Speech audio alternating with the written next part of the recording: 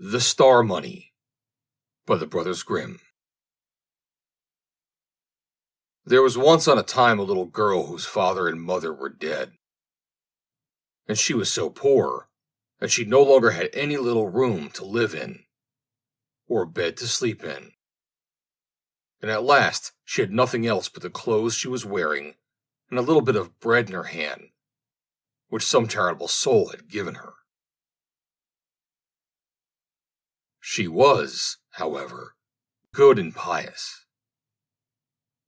And as she was thus forsaken by all the world, she went forth into the open country, trusting in the good God.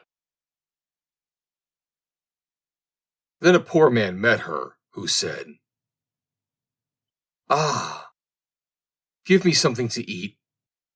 I am so hungry." She reached him the whole of her piece of bread, and said, "May God bless it to thy use," and went onwards. Then came a child who moaned, and said, "My head is so cold. Give me something to cover it with."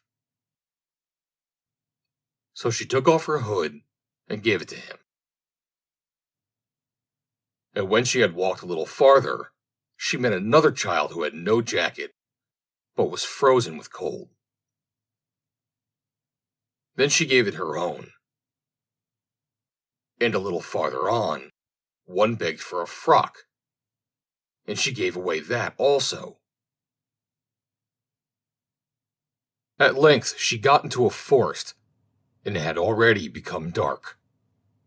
And there came yet another child, and asked for a little shirt.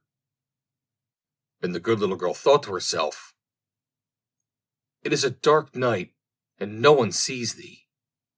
Thou canst very well give thy little shirt away," and took it off, and gave away that also.